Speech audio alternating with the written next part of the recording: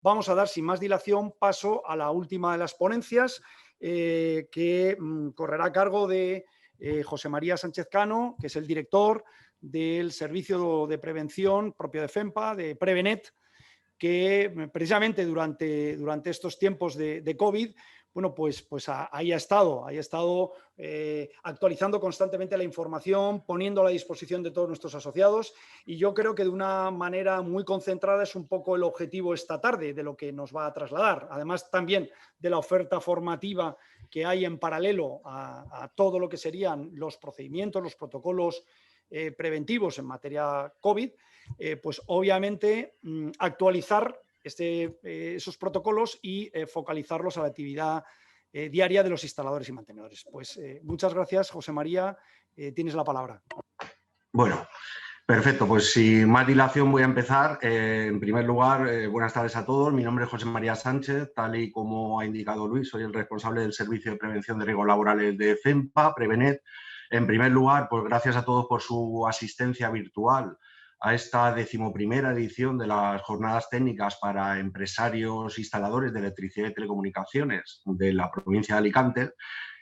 Con motivo sobre todo de la crisis sanitaria ocasionada por la COVID-19, es fundamental ahora más que nunca que las empresas cuenten con toda la información necesaria en materia de prevención para proteger la salud de sus trabajadores. Por este motivo, FEMPA ha pensado en preparar esta ponencia para abordar las principales obligaciones en materia de prevención que tienen los empresarios y así poder, digamos, reducir al mínimo posible el riesgo de contagio existente, ¿vale? Estamos en una situación difícil, todos lo sabemos, pero bueno, lo primero de todo voy a ser muy breve porque, como han comentado, en 10 minutos más o menos voy a intentar explicarlo todo. Así que sin más dilación, comenzamos. Esto es un poco el contenido que teníamos preparado. Los antecedentes, evolución y situación actual, que esto directamente lo vamos a pasar rápidamente porque todos a día de hoy saben perfectamente cuáles son la situación actual. Estamos día a día bombardeados con información sobre cuál es esta situación. Luego vamos a ver 2 o 3 conceptos generales básicos necesarios para la siguiente parte, porque es la parte principal, que serían los pasos a seguir por el empresario para reducir el riesgo de exposición al COVID en el centro de trabajo. ¿Vale? Estos pasos se dividen en 4 partes que tenemos. Por un lado, evitar, evaluar, planificar y controlar, ¿vale? Estas 4 partes son fundamentales a la hora de reducir el riesgo de exposición en los centros de trabajo. Luego veremos una pequeña pincelada de lo que es la formación e información en la materia y, por último, la evaluación del riesgo de transmisión mediante aerosoles y lo que serían las recomendaciones, tanto las dependientes de la persona como dependientes de los ambientes interiores. ¿Vale?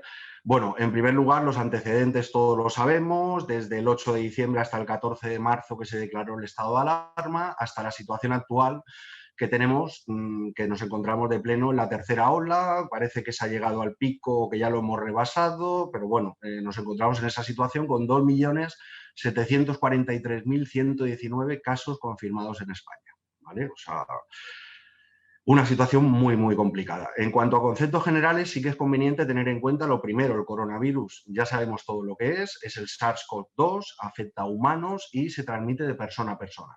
Sí que es importante diferenciar entre lo que es el virus, propiamente dicho, que es el SARS-CoV-2, y lo que es la enfermedad, que es la COVID-19, ¿vale? Son 2 conceptos distintos, virus y enfermedad. Luego, por otro lado, los síntomas más comunes, todos los conocemos también, fiebre, tos y sensación de falta de aire vienen a ser los síntomas principales, pero se han dado muchos más síntomas que cada vez van aumentando, digamos, el grupo total de síntomas de la COVID-19, que sería la disminución de olfato y gusto, escalofríos, dolor de garganta, de cabeza, dolores musculares, debilidad general, diarrea o vómitos, ¿vale? Principalmente la disminución de olfato y gusto es algo que se está dando muy habitualmente en infectados por COVID-19, pero bueno, se puede dar cualquiera de estos síntomas. Los grupos vulnerables también es importante tenerlos en cuenta. Como grupo vulnerable tenemos por un lado a personas mayores de 60 años y por otro lado a personas diagnosticadas de hipertensión arterial, diabetes, enfermedades cardiovasculares o pulmonares crónicas, cáncer, inmunodeficiencias y el embarazo. Sí que es importante tener en cuenta en los grupos vulnerables que todas las empresas deben disponer de un listado de trabajadores que puedan ser vulnerables. Es decir, los trabajadores que puedan ser vulnerables deberán pasar por el Servicio de Vigilancia de la Salud para que el médico del trabajo determine si el trabajador puede seguir o no desarrollando sus labores habitualmente en el centro de trabajo de manera presencial o requiere teletrabajo o cualquier otro tipo de medida, ¿vale? Por eso los grupos vulnerables es muy importante tenerlos en cuenta.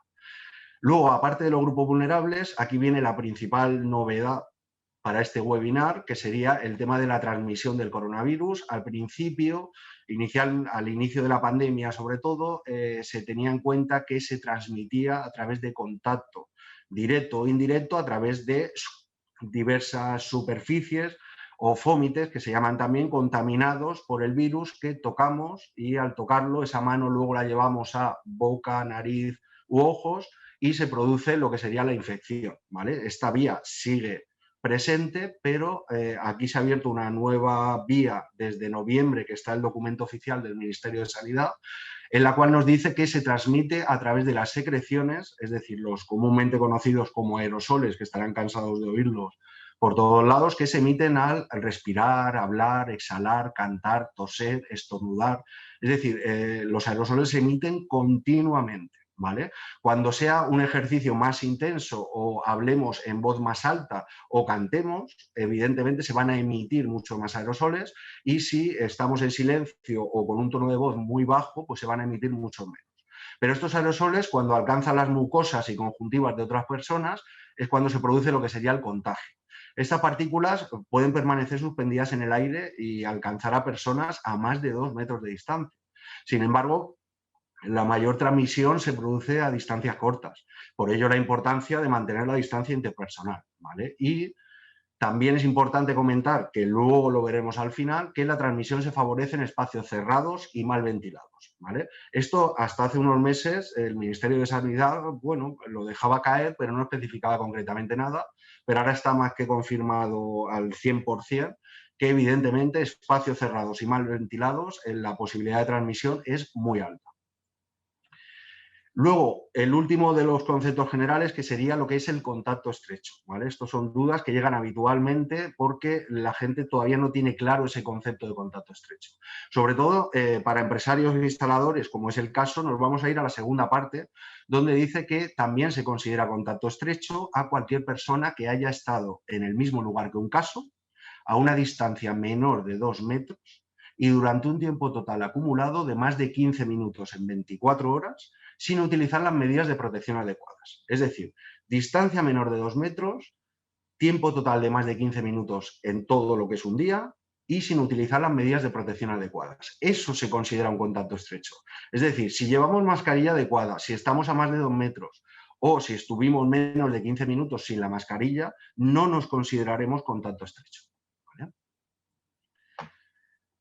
Luego, una vez visto los conceptos generales, un poco la introducción, sigo avanzando, intento ir rápido para no comerme mucho el tiempo, pero vamos a los pasos a seguir por el empresario para reducir el riesgo de exposición al COVID en los centros de trabajo. Lo primero de todo y fundamental es el plan de contingencia, ¿vale? En cada empresa debe haber o se debe elaborar un plan de contingencia para la continuidad de la actividad presencial que defina todos los procedimientos, instrucciones, etcétera, que puedan hacer viable, digamos, la presencialidad tanto en los centros de trabajo como obras de construcción, etcétera. Ese plan de contingencia tiene que estar en la empresa y se tiene que contemplar también lo que es la evaluación de riesgo dentro de ese plan, como ahora veremos. Los pasos, como hemos dicho, son 4. Primero tenemos evitar, en el segundo paso evaluar, tercero planificar y cuarto controlar, ¿vale? Son los 4 pasos fundamentales. En primer lugar, vamos a intentar evitar el riesgo. ¿Y cómo podemos intentar evitar ese riesgo? Pues con la adopción de medidas generales para evitar esa exposición o esa propagación. Medidas generales preventivas que tenemos de todo tipo. Tenemos medidas de tipo organizativo, de protección colectiva, equipos de protección individual y de formación e información. Nos vamos a centrar en estos 4 grandes grupos. En primer lugar, las medidas de tipo organizativo.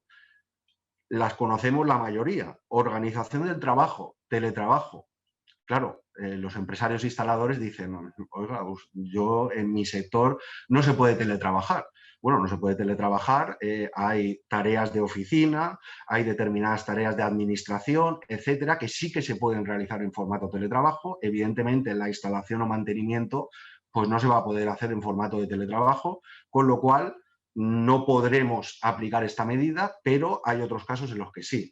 Es como los desplazamientos al trabajo. Es importante que la empresa vea cómo se desplazan los trabajadores. Si van en furgonetas, que van todos juntos en la furgoneta, si disponemos de distintas furgonetas y puede ir un trabajador solo en cada furgoneta, que eso sería lo ideal.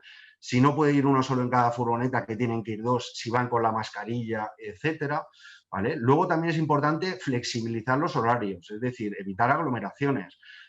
Si la hora de entrada o la hora de salida de los trabajadores hay aglomeraciones porque tenemos un volumen muy alto de trabajadores, pues habrá que intentar adecuar o escalonar esos horarios para evitar estas aglomeraciones. Luego, como hemos dicho, el personal sensible sí que es importante tenerlo en cuenta, pero sobre todo también el personal con síntomas. Es importante tener en cuenta que el personal con síntomas no debe acudir a su centro de trabajo. ¿Vale?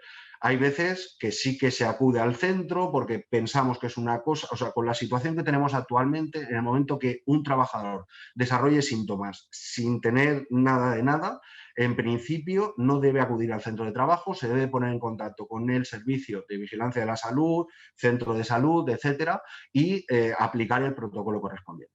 Luego, si un trabajador ha tenido contacto estrecho con un positivo de COVID-19, evidentemente, ya lo saben todos ustedes, la cuarentena domiciliaria a día de hoy es de 10 días. Luego, tenemos más medidas de tipo organizativo, como mantener la distancia de seguridad, 1,5 metros, 2 metros, evitar esas aglomeraciones que ya hemos comentado, limitar el uso de vestuarios, servicios higiénicos, limitarlo al máximo imprescindible, o sea, al mínimo imprescindible, perdón. ¿Vale? Y luego eliminar reuniones y viajes no esenciales, o sea, incrementar limpieza y desinfección de todo lo que son las instalaciones, asegurarse que los trabajadores pues disponen de agua y jabón o en su defecto geles hidroalcohólicos, papel desechable, papeleras, es decir, todas estas medidas que tenemos que tener en nuestro centro de trabajo. Luego tenemos la coordinación de actividades empresariales. Aquí sí que es fundamental para empresarios e instaladores saber dónde vamos a trabajar, en qué condiciones. Por lo tanto, la coordinación de actividades entre el empresario instalador y la empresa donde va a prestar servicio o el centro de trabajo donde va a prestar servicio, aquí es fundamental. También es conveniente revisar los procedimientos de trabajo y designar a un responsable COVID dentro de la empresa para que se encargue de la gestión de todas estas medidas. Sí que es importante tener en cuenta, entre las medidas de tipo organizativo, esta puntualización. El Real Decreto 21/2020 de 9 de junio establece en su artículo 7.1 que los centros de trabajo tienen que adoptar medidas de ventilación, limpieza y desinfección, es decir, lo que acabamos de comentar. Poner a disposición agua, gel hidroalcohólico, desinfectantes con actividad virucida, que también lo acabamos de indicar. Adaptar las condiciones de trabajo, turnos, cumplimiento de distancias de seguridad, medidas para evitar la coincidencia masiva de personas, o sea, todo lo que son las aglomeraciones. ¿Vale? Pues, ¿qué es lo que pasa con esto? Que este Real Decreto establece en ese artículo 7 estas medidas de tipo organizativo y desde el 8 de julio del pasado 2020 los inspectores de trabajo y subinspectores de seguridad y salud, cuando visiten pues, un centro de trabajo o una obra, podrán comprobar si se está cumpliendo con lo indicado en el artículo 7.1 y en caso de detectar incumplimientos podrán sancionar directamente. Antiguamente no podían sancionar, solo podían advertir al Ministerio de Sanidad de que se estaba incumpliendo una medida de sanidad. Pero desde julio, como digo, desde el 8 de julio sí que pueden sancionar directamente. La sanción es de carácter grave, con lo cual está comprendida entre 2.046 y 40.985 euros. Y el cumplimiento de estas medidas de tipo organizativo que acabamos de comentar podrá suponer una sanción de este tipo. ¿Vale? Por lo tanto, es un factor que tenemos que tener muy en cuenta. Luego, aparte de medidas de tipo organizativo, tenemos medidas de protección colectiva, como son la ventilación, que comentaremos al final de la ponencia, la automatización de los procesos, los controles telemáticos, etcétera. Y luego, por otro lado, también tenemos los equipos de protección individual, el uso exclusivo de EPIs en función del riesgo. Respecto al uso de EPIs, hay mucha controversia, porque si es obligatorio no usar EPIs, etcétera. Pero sí que me gustaría a mí puntualizar una cosa muy rápida respecto a los tipos de mascarillas, ¿vale? En cuanto a los tipos de mascarillas, aquí tenemos un poco el esquema de los distintos tipos de mascarillas que tenemos en el mercado, ¿vale?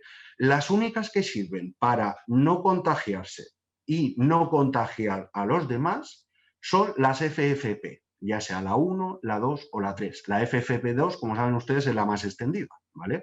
Pero las mascarillas higiénicas y quirúrgicas pueden servir para no contagiar, pero no protegen del contagio a quien las lleva, ¿vale? Esto es un factor fundamental. Entonces, ¿tengo que utilizar unas u otras? Pues dependerá de la evaluación del riesgo, como ahora veremos, ¿vale?